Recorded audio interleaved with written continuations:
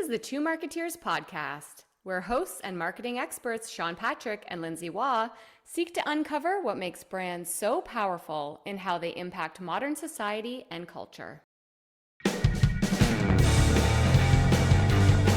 Marketeers. They've got a podcast. The Two Marketeers podcast.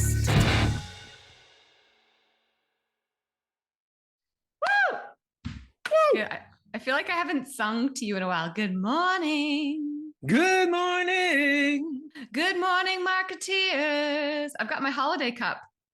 Yes, It may so do actually I. be the holidays. Oh, you do? Oh, clink.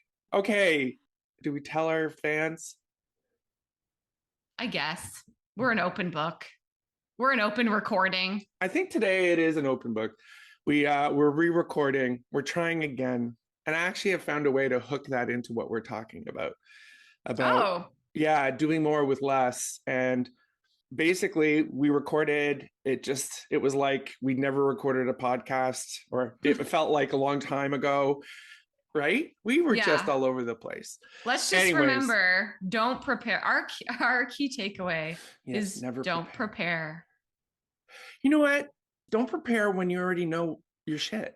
Like, it just gets you off course. Like, do more with less. Doing more with less. Okay, let's go. I actually have found that a lot lately, where the more I prepare, the worse I am. And I know the reason why is because I don't know the content. Like in our roles, we've been working on projects for like a month, couple weeks, a month, 3 months, like who knows. So by the time we go to share something, we are so prepared that we don't have to prepare. Yeah. So when it's like you're trying to learn content, forget about it. We know the answer. That's why there's two of us, two marketeers, right? Yeah. No, it was a good lesson. I think today we're going to try again, talk about doing more with less, and no script. The learning I had from last week was, it was kind of an eye opener for me because it shows we've evolved. I listened to it. I'm usually the first one to listen to. Lindsay walks away going, well, I don't know what that was like. And then she hears it through my filter and she's like, wow, we were great. And I'm like, well. After I edited the shit out of it. Yeah. But this time I was like, oh my God, it's not worth my time or energy to make this sound good. To salvage this shipwreck. It's possible, but it's a lot less effort to just do it again. I think it's a good lesson to not be like, don't be afraid to throw stuff out. I think people get so attached to things, especially when it's your point of view or in a creative process or something. They're so attached. Yeah. It's like, let it go. The kill your darlings? Kill your darlings. Yes. That darling she's gone. Nope. I am not wasting energy on this. So to bring it back, as some people would say, well, that's not very productive because what a waste. You should have put the time in fixing it. You could. And it was kind of like, it wasn't even about the time. It was like, I don't think I want to put the energy it requires. I'd rather just do it again, having had this experience, and say, well, now we know what we're not going to do. We filled a slot of time, and that one slot was a waste. So we moved on. And now we're going to fill another slot of time and do more with it. Huh? Right. Yes. Yeah. So let's talk about more with less. It's nothing new, is it? Well, that's what so that was the one good point that we took away from the last time we recorded this. I felt like the intro was quite good, where we were saying that we were preparing for this season and we were using AI to try and see what would come up if we were asking AI what types of topics we should speak about that people would be very interested in. And one of the first topics that came up was doing more with less. Yep. Have we not talked about doing more with less once a season, if not more, for the last 5 seasons? Like, the lessons of doing more with less doesn't change. And it's still something that we need to keep top of mind, because we're never, I think we were saying the last time, we're never going to get the message of like, we have so much more time. Like we have double the budgets. We have triple the staff. We have 17 months instead of 7 weeks. And so the message is always like, we've got less time, less money, less resources. What are we going to do this time around to make this amazing? And because of that, because we continually hear that message time and time again, I think that's why we think it's still valuable to bring this up. That's what creativity is. Creativity is doing more with less. So we've talked about this so many times, whether it's design or whether it's strategy, whether it's writing, it's less time is that kind of pressure. That's a good external pressure that motivates us. It gives us an end to meet, right? Like if you're going to solve a problem, if you're a problem solver, it's not blue sky and whenever you have a minute, it's kind of like, okay, here's our problem, or here's the struggle we have. We don't know what the problem is, but we need to find out in a week. Perfect answer, right? That's what practice is, right? You get better at it and you just keep getting, every project is practice. How can I do this a little differently? The worst thing that can happen in my mind, in my world, is to have to solve the same problem over and over again. Because that does not require, I mean, there's sometimes, we talk about this where sometimes it's really nice to have a little bit of brainless work. Yeah. And it's going to be a vacation. But anyway, so it's that the process is what always changes. And that process, I believe, is that perfect balance of internal motivations, right? Like internally, what feeds me is solving a problem. However it needs to get solved, it's not that's at threat. There's less time. So how do you do more with it? That's what motivates creativity to me. It's that perfect sort of, I need to solve a problem and I need just the right amount of pressure to make sure I stay focused and do it and don't get off track. Right? So we finished last season really kind of feeling a little bit, I think, was the best quote where, it was around with AI and, everything being done easily. Is it going to replace us? Is it a threat to people who are paid to think or to gather data and apply their knowledge to that data to have an output, which is a strategy, a recommendation, insights? But that's not where the focus should be. The focus should be, no, AI can help you. It's actually the perfect solution in a world where time and budgets are shrinking. Well, I think initially they sold AI as you can do more with less. You can do all this stuff with less time. You can do all this stuff with less money. You can do all this stuff with less people. I think that was how it was initially being packaged. Instant and free, I think. I mean, who doesn't want that, right? And then that's where the came in, was that now everyone that we do work for or in the marketing industry, advertising industry, all over the world, but we felt it in our industry to say like, well, we're not going to need as much of these people or much of these resources, because did you hear we can do things instant and free? And that's also, I think, a big spur for this conversation, because I think what I was reading about this morning was talking about how the biggest decision around AI is when not to use it. I think now that people have been using AI and ChatGPT and the general public since about the end of 2022, we've learned so much about what the output of it looks like. And the biggest learning that comes from it is when not to use it. So is the best use case when you don't have time?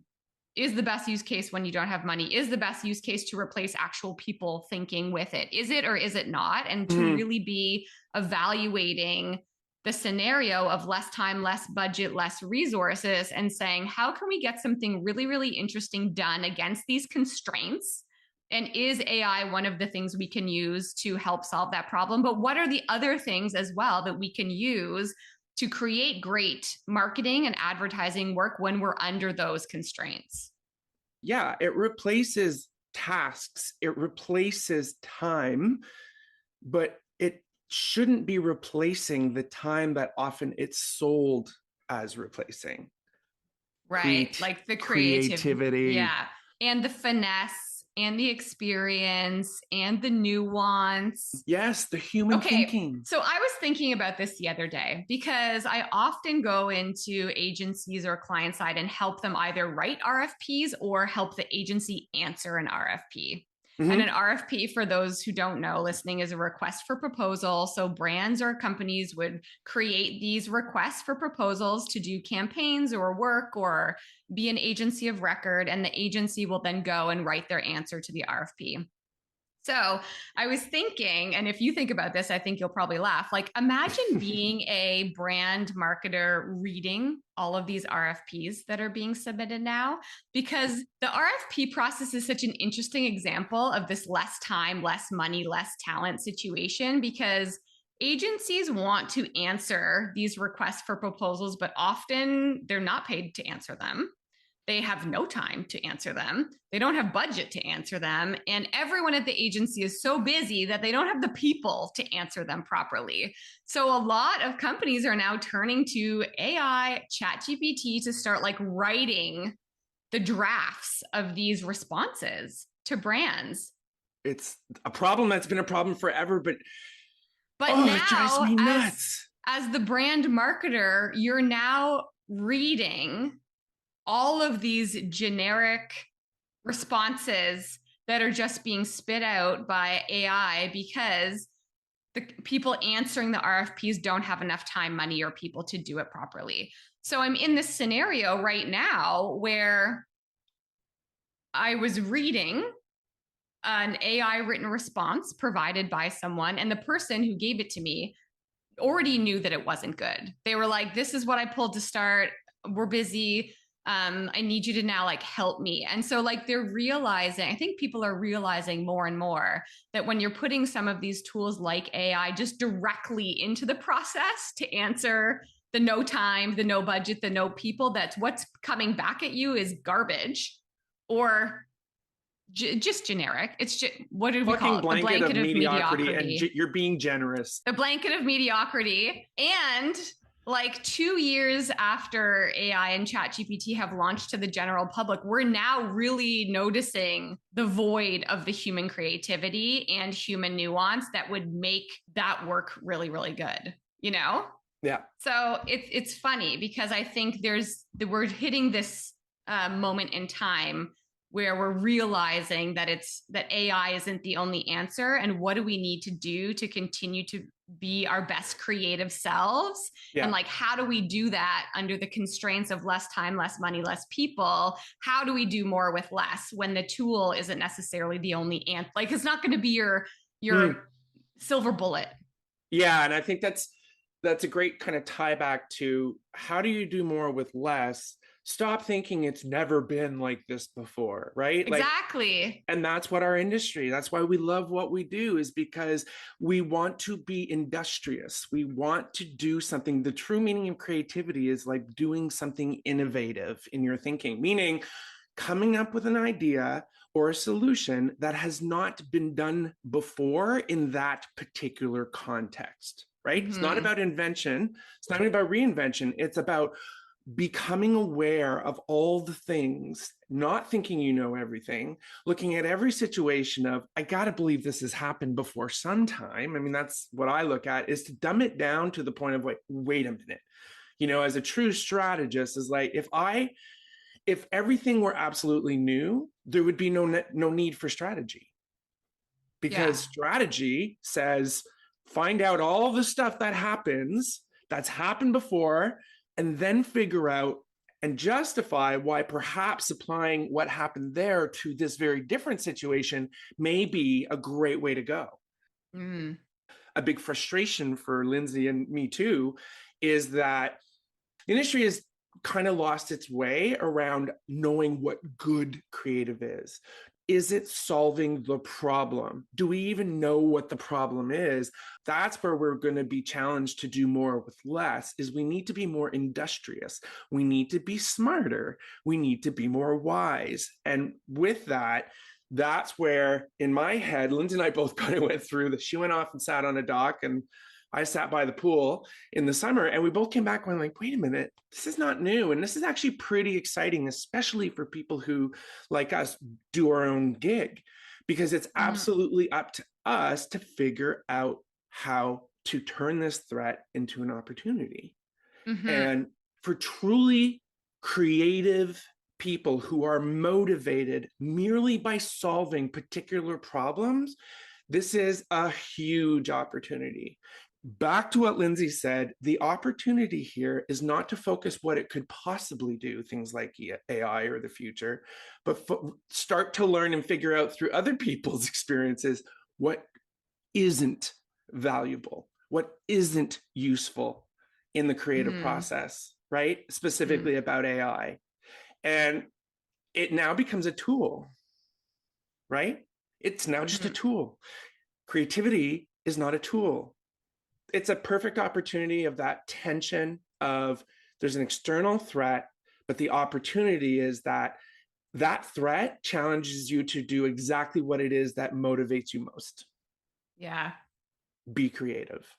You said before, have we lost our way with like understanding what good creative and things are? I think in this process, that is the biggest key, is having people who can champion great creative and great creativity and help determine what that is. So do we actually know what's good, and have we lost our way with what's good? I think we would have said the same thing about like when the internet launched, when social media launched. Now we have Facebook ads and people be like, we've lost our way as to like what good advertising is. Look at all of this stuff that's being posted on Facebook. And I think our job and the job of people who are using these tools in these environments, all of the different tools that have come up to disrupt the way that we do things, to say like, what is the good that comes out of this, and how can we use it to shape creative and be creative in a way that's really innovative and groundbreaking and great, versus just producing stuff that comes out of these tools. So that's where I think a lot of the human experience and the human spirit comes through, is in championing what great creative is. Yeah, it made me think of, just as you were saying it, if you're the kind of person who feels when these challenges come up like you've lost your way, even though you've been doing what you're doing for 5, 10, 15, 20 years, if you feel and recognize it's vulnerability, there's fear, but if you feel like you've lost your way, then there's a good chance you're one of the smart ones. You're one of the true problem solvers. You're truly creative. And I'll say it again, by creative, I mean how you think. You could be on the business side. You don't have to be a creative noun in agency, but I will say that spirit Lindsay's talking about is the people who fear like they don't know what's happening, they don't know what to do next, are the ones who are typically the thinkers. I'm really like relieved that you said that. Because when you were like, what the people who feel vulnerable are the people who, and it was like ... And I was like, I hope it's a good thing, because like very vulnerable, honest moment. At the launch of all of like AI as a tool, I felt super vulnerable. And I think it made me stop and challenge myself and push myself to remember and focus on what great creative and great work looks like. I even had to stop. I have to stop all the time and say, is this good? Is what I'm reading good? Is what I'm reading usable? Is this helping me? Is it getting me someplace better? Or is it just getting me to an end quicker, cheaper, like whatever it is? Yeah. And I think that's our responsibility, is to, when you're challenged to do more with less, it's to take on that challenge, but make sure that you're continually pausing to say, is this good? Is this better? Is this the best that we can be doing under these constraints? And if not, what do we need to change to make sure that it's going to be great? Yes. And that's hard to be that person in a world where everything is just rush, rush, rush, money, money, money. And I think that's, to me, that's the biggest threat. Now, you have the people who feel vulnerable and sit with that vulnerability. Okay. They need to say, okay, wait a minute. I feel something. Why do I feel this way? Right. That's what a creative problem solver has to do. Okay. Yeah. Then you have the other side, which is the business side.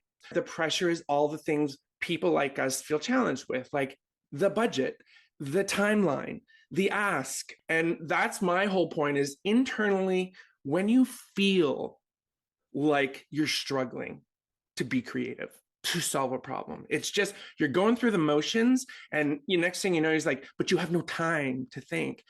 Mm-hmm. For those people who I have to take that time, right? I have to take that time, and I have to protect it.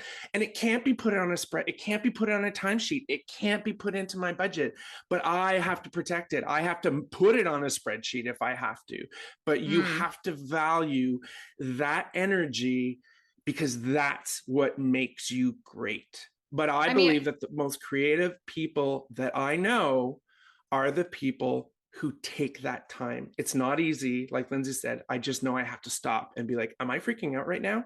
Yeah, I am. And I know why, right? It's that self-direction. One of the things I was looking at for a client, I was doing a presentation for their talent strategy. And it was like, what are the top skills that companies look for, right? Nowadays, and we've talked about collaboration, all that stuff. But one that I mean, it's obvious, but I'd never seen it come up before, is self-efficacy. Say more. Expand. I think that's the skill. And I didn't recognize it in myself, but I mean, when you work for yourself, I've always been, what's the noun for self? What's the adjective for self-efficacy? Like a self-starter? Not even self-starter, self-managed. Yeah. Right? And when you look at the traditional workspace, that's completely not what it's about. Is when you get good at what you do, you then take the task on or the responsibility to manage others. And that's not terrible. But I come from a world where you nurture creativity, you guide them. And yes, you're showing them process, but it's about those moments where you teach them. So which is the one you like most? Right? Tell me why, challenge them. And I would do that to my students. And it's sort of like, there's so little confidence because it's such a vulnerable place to be, to put the stuff you've created in front of all other people to be judged. The strength comes from putting the time and energy to make sure on your own that you believe this is a good idea. Yeah. It's the time to develop taste. It's the time to develop taste. I think about it as you were saying that. I think about, two things. Time is the biggest issue, because you don't have, we can do whatever with little money, no problem. If we have less people, that's okay. If we don't have any time to stop and say, is this awful? Is what I've generated super quickly, good or bad? I don't have the time to even evaluate it. That's the biggest problem.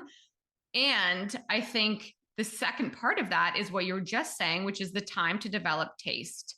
People are not born innately stylish, innately able to appreciate all of the food the world has to offer, as an example. You teach children, here's what this tastes like, and this tastes like, and here's this, and try this food and this experience. And over the course of your lifetime or a period of time, you develop style, you develop taste, you develop what you like, you go through these experiences like you were speaking about in teachable moments where you bring vulnerable people who don't know and ask them, what do you like and why? Talk to me about it, so that you can help guide people in developing what's good. And it's the same in our industry, in marketing and advertising. It took me so long to have what I feel now is a valuable opinion.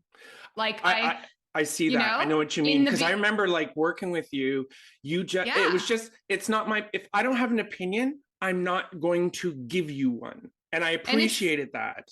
And it's the biggest problem, because people give a lot of opinions without the time to develop the taste. You're not taught. You have to go through it. And that's the biggest hurdle I see with less time and using tools to just supplement a lot of the thinking, is you don't even have the time to stop and say, is this good? Do I know what good is? Am I giving myself the time to continually advance my taste and my personal style, and being able to bring that forward. And there's an argument to be made, and you've made it many times, is it is taught, but it has to be learned through multiple experiences. The thing I'll say is this: creativity is a human thing, and it is a wonderful thing. When you're a true creative that has endless potential, you do it because the motivation is to solve problems, to go through the process of problem solving. Because when you do that, you know you can always improve. So I look at this spirit that Lindsay talks about, right? That is being killed a little bit. Guess what? The threat isn't the business. The threat is the perception that it's the business. The only people who can protect and elevate the value of creativity is creative people. Yeah. In a world where you're like under all of these constraints, it's your job, it's your responsibility under this environment to make sure that you're championing your own creative spirit and your own taste. And like you said, preserving your time and your mental space to be able to do that. Yeah. And so I think if people are under this do more with less, like being tasked to do more with less, like the key is two things. One is to make sure you're nurturing your own creative spirit. And two is taking those moments to pause and constantly question, is this good? Is this the best thing that we can be doing? Yeah. Why are we doing it this way? Do we need to do it this way? And are there different ways in which we can do it to make sure that we get to great and still create something that can be done in less time, less money, with less people? Yeah. And even having the courage to do something different to get to great, because you can't do it the same way. Start making your gut, your instinct, what you know to be true from experience, be the guide, not what you don't know. Yeah. I think do more with less is the message that's never going to go away. So think of it as an opportunity versus a threat. And if you feel vulnerable, don't let that stop you. Like you said, I think the vulnerability is the first step to figuring it out. Well, don't get all Brene Brown on me, but yeah, vulnerability is the key to being human. It's the core of everything. Okay. Thanks, Marketeers. See you soon. Bye, Marketeers. Bye. Have a good day. Thanks for listening to the Two Marketeers podcast. New episodes launch every 2 weeks. Find the Two Marketeers podcast on Apple Podcasts, Amazon Music, or wherever you like to listen. And be sure to rate and subscribe. Listen on our website, thetwomarketeers.ca, or you can ask Alexa to play the Two Marketeers podcast. Want to keep in touch? Follow the Two Marketeers on LinkedIn or at Two Marketeers on TikTok. We've always got something to share.